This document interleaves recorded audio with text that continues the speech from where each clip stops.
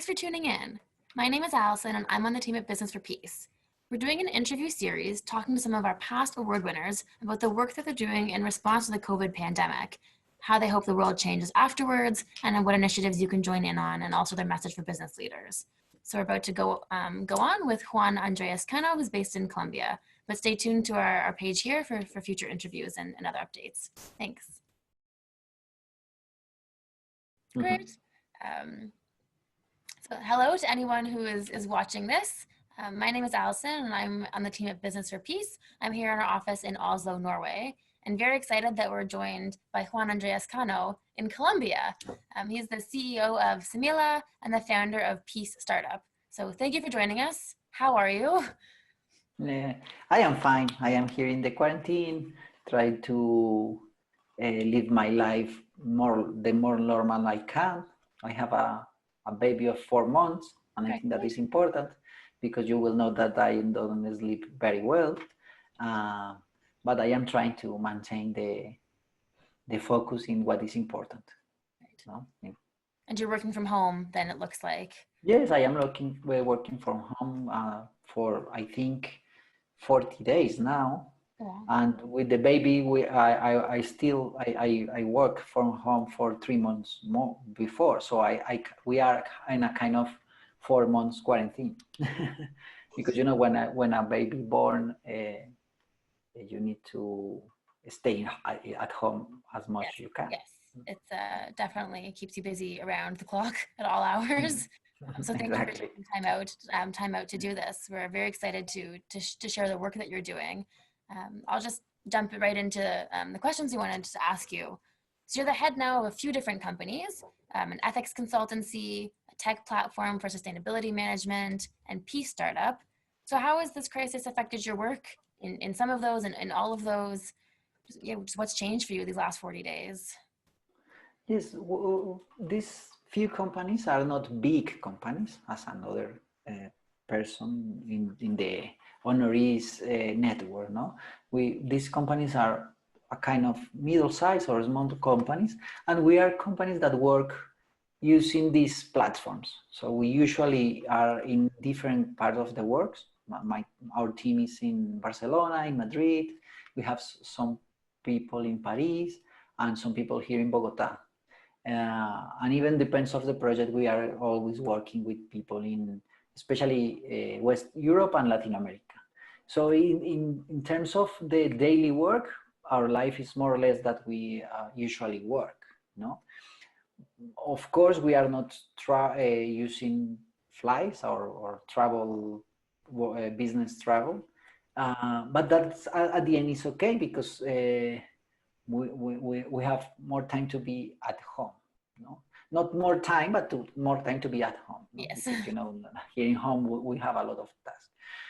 In terms of team, we maintain the same team. We are still working with the same people because our projects are connected with the issues of the COVID.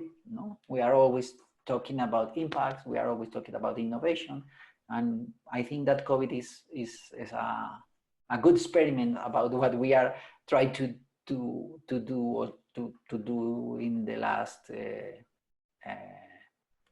15 years. No, maybe not directly in the health system or health issues, but with the climate change, with the social equality. No, so in that terms, with our work is more or less the same.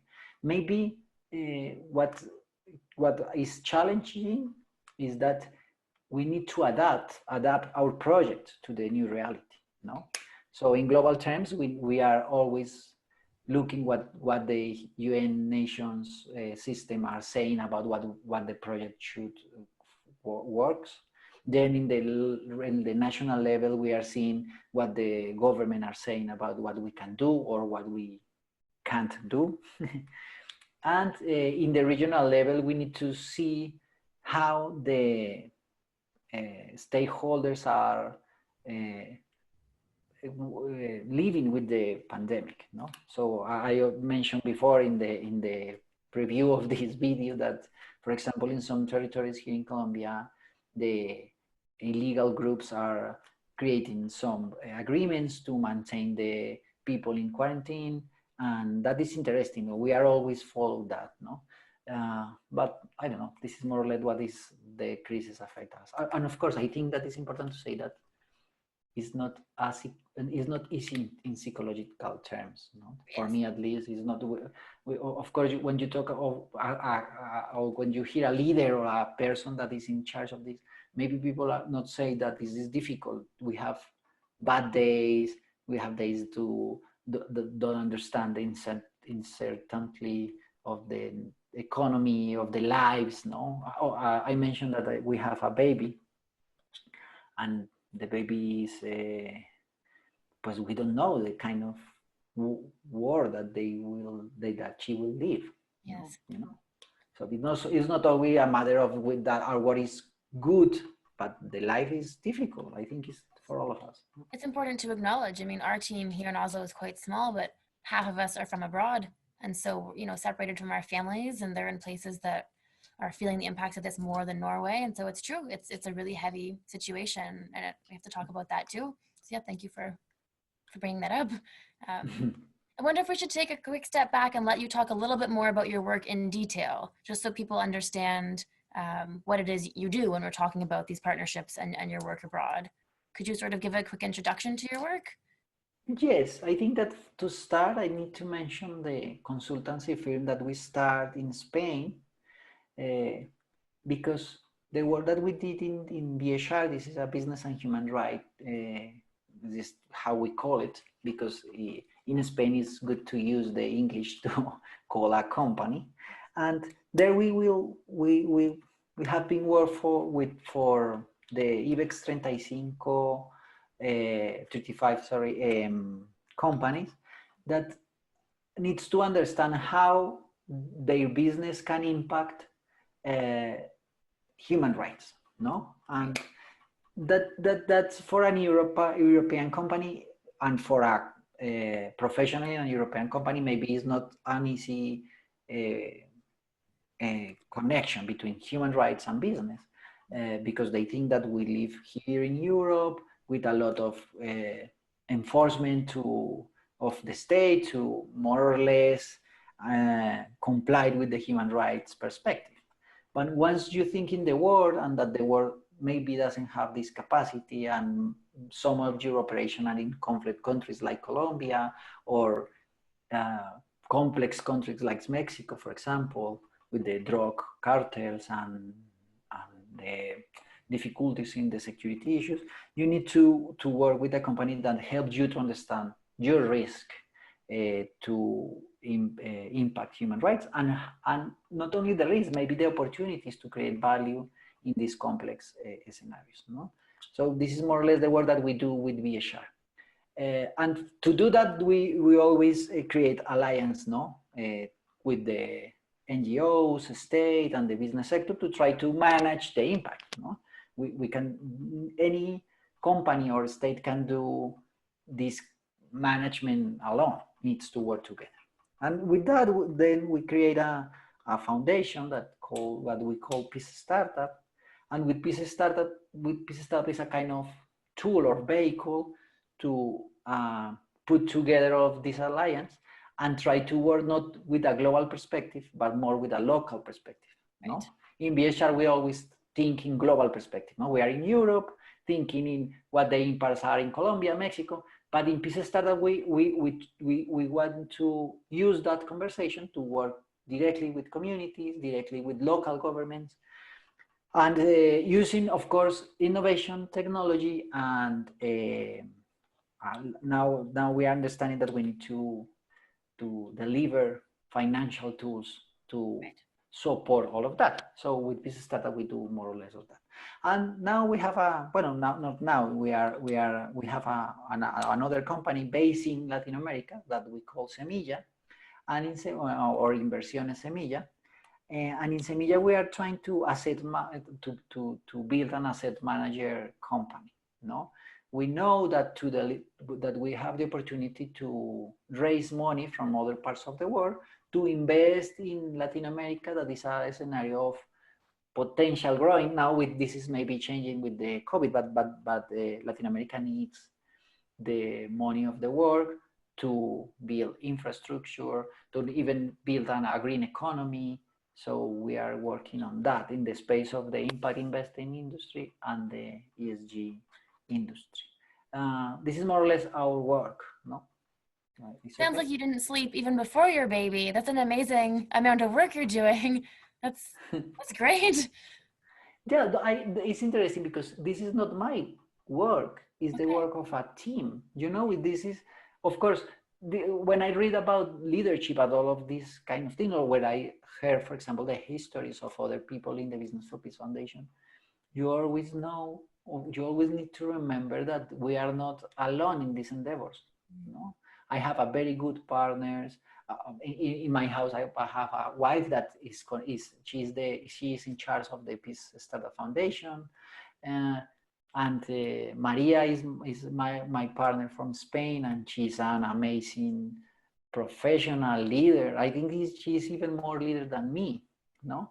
And I learn a lot of them. And in ECO, well, we have a team, not big team. Maybe we are 20 persons working together and connecting what we learn. And we see our clients as a team, no? You know, and but a big corporation usually have people with a lot of skills, knowledge. So I sleep because I work with them.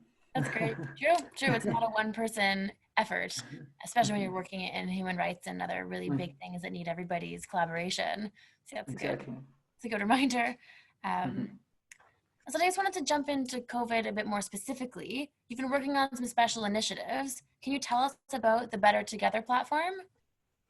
Yes, there is a good example to work together. No, this is the idea of this platform is from LSE, for the Professor Mary Martin, that have the capacity to put together a foundation, a consultancy firm, and some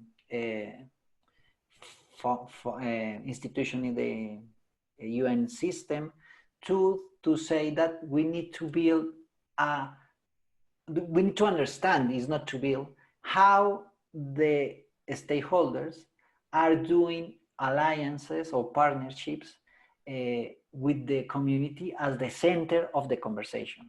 No, I already mentioned in the conversation, the early conversation, that the alliance or the partnership usually are bottom up. No, they go top down. Sorry, but we want to build to understand how to create alliances or partnerships with a bottom-up perspective. So the Better Together platform wants to understand how the business sector, the states, or the NGOs are working with community to respond to the COVID platform, to the COVID pandemic.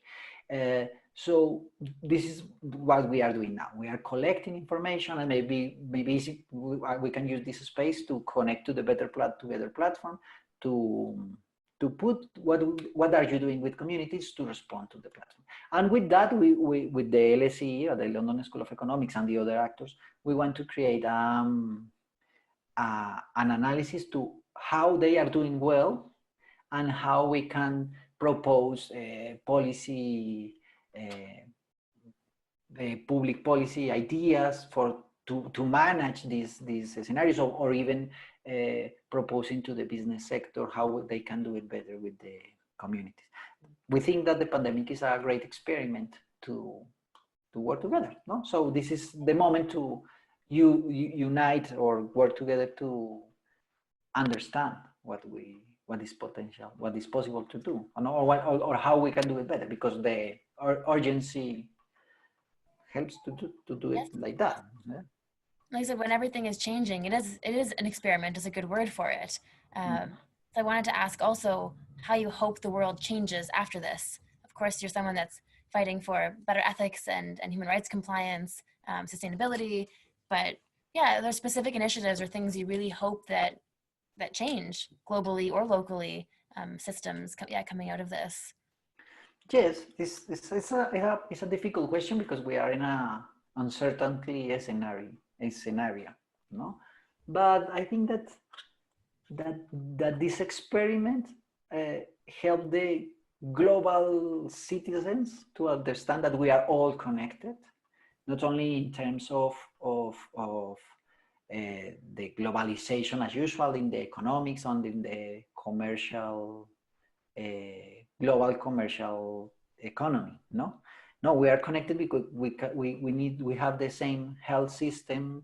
We have the similar bodies, and we can all die with the same Yes. virus. No, we are connected, and at the same time we are all in our house. Listen what is happening all over the world. We are all worried for Italy at the beginning of the pandemic, and we are proud maybe for the Singapore initiative or for the president of Iceland, that do a great work, Yeah. or maybe for Merkel that did a great work in Germany. We are at the same worry and proud of what is happening in the world.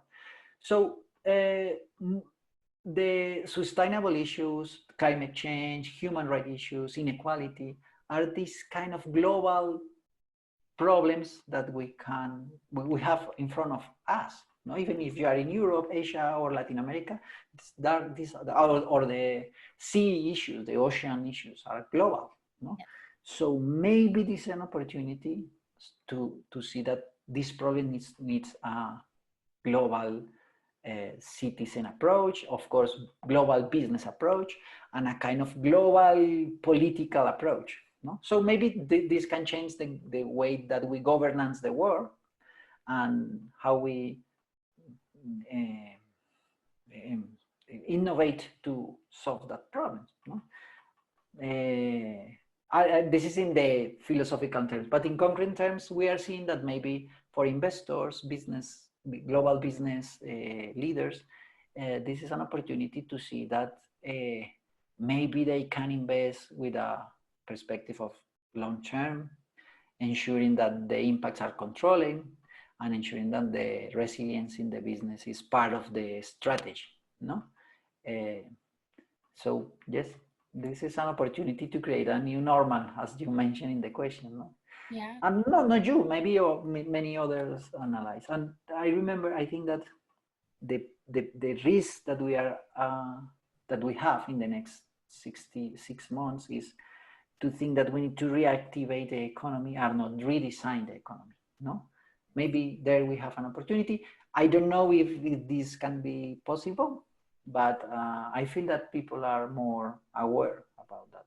We need to. Yes, right. We can hope. And actually, we haven't seen a global activation or response like this ever or in a very long time. And so we're able to respond to the pandemic in this way. You're right. We should be able to respond to other crises and critical issues collectively as well. So yeah, hopefully. Yep, hopefully. Yes. I wanted to talk a bit more specifically about human rights. Not a lot of people talk about the connection between business and human rights, and it's something that you work on quite a bit. So why are you passionate about this? What would you say to other business leaders during this time about the importance of their responsibilities? Yes, the passion, I think, comes because I am a lawyer. My degree was in a lawyer, in the lawyer. Well, I am a lawyer. So when I start to study to be a lawyer, because I think that in the law we can find justice. Yes. But any lawyer knows that this is a kind of fallacy or a lie. Not always the law generates justice, but the human rights are a kind of normative approach that have the potential to be global, and I am not good, my English is not perfect, but I am trying to use the precise word that the way I think. Human rights is, if you read the human rights declaration, and it have the perspective of that is for all humans, but in the reality, not all humans are have their human rights assurance. So and human rights have a lot of paths to work on. That starts with the citizens working against the state, saying we need this because we need to have protection from you. Yeah. But some NGOs are in the world to denounce the impact of human rights, and that's okay, that is useful. But my passion for the business and human rights space was because part of the human rights violation are not only doing for states, are doing for companies Yes. in their value chain. So I like to work in the positive way. So how we can pursue understanding that the companies are part of the, as one of the biggest stakeholders, they have a global impact with them to understand that they can create impact, but they can manage that impact. And they can work with governments and with other stakeholders to manage that. So this is the reason of my passion, because for me it's a space to try to create justice in a global, with a global mark or framework in every person that are part of the value chain in the world. No? And now we are working, I think for me now, I am more passionate even for the role of investors, no? Because they are kind of driver for the companies. No, they have the possibility to to deliver leverage to the boards and the leadership of companies, saying we understand that if we have an impact in human rights, there we have a risk for an investment. Yes. Because our reputational risk, and not only, this is not the only important risk, the important risk is maybe there is a person who are receiving an impact, no? Yes. Yeah, I think this is more or less my question. And the history of human rights is amazing, and the issue of the governance of the world, no? Is at least is the minimum that we need to try to maintain. Yeah. And like you said, it's not applied evenly right now, right? We have this declaration, but not everybody's actually enjoying these rights, and businesses have so much money and influence globally. They have to participate in upholding rights. And business, I think, have an opportunity to use the human rights framework to work globally. Because, you know, the problem of human rights is the Declaration of Human Rights is that the commit is of the states. Yes. And each state generate a regulation to protect that human rights. But a business sector have the opportunity in the human rights framework to use that as a base to do everything they do all over the world. It's a kind of ethical minimum, or even not ethical, a moral minimum to work. And sometimes when I talk with the business sector or some leaders in the business, they have this perception either. It's like, this is useful for me because it's not a lawyer issue, no? Because the law issues are related with the Colombian law, Mexican law, Norway law, European law, and that laws have difference, no? Yes. But at the base of that should be, but not always is like that, human rights. So for them it's an opportunity of coherence, of communication, to say, I am protecting privacy, I am protecting life, I am protecting health. I don't know if your health system is better than my system, but if I am business sector, I like that my employees, my customers, and my value chain or my supply chain is protecting for these health visions, but that is global. And you see that is connected with the standardization, no? Standardization is a kind of governance opportunity to say, at least in health and system, we have this norm. At least in environmental system, we have this. But we need a long path to follow on that. Yeah. And as far as I understand, there's a draft treaty on business and human rights that's being worked on right now. So we'll see. Yeah, we'll see how that develops. But it's great that in the meantime of waiting for that there's so many people working globally to set these standards and to abide by them. So maybe we can come back to, since I guess we're running out of our time, but we have time for a few more questions. Coming back to Better Together, how can people help? Are you still looking for partners? Can people get involved? I mean, hopefully we've got, an audience from around the world that tune into some of our Business for Peace stuff. So is there any way people watching Yes, can yes. help? In Better Together, we are waiting. Maybe we can share the link in the Yes. comments of the video. But pues we need the information about what you are doing. No, Okay. if you are in a partnership to help a specific community, and that partnership consider, as you think well, how the community needs, what are their priorities. Maybe it's important to share that, how you are doing that. This is, I think, the best. Share what you are doing. If you are a business company or a business person, maybe share what you are doing. And the other is, maybe we need to partner with people that are interested in work with us in what all of that is happening with COVID and the reaction of that. Helps for create better management systems in companies or in government, and how we can innovate on that. No, if you have some ideas, bueno, in the platform you have our links and the links of the professors and the person involved on this, no, and the people involved on this. So, well, I think that you can. We are very happy to work to work together, because it's better together. Yes. Yes. Great. Yeah. We'll share the link so people can get involved. Um, is there anything else you want to share? I feel like you have so many interesting things happening right now. Is there anything I didn't touch on that we should talk about? Yes, I think maybe two. The first one is, we see with regard relating with human rights. No, in human rights we see that the COVID pandemic needs a human rights due diligence perspective. Uh, that means that this new scenario will change the potential impacts that the companies or the states can generate. No, in the companies, maybe people working in their house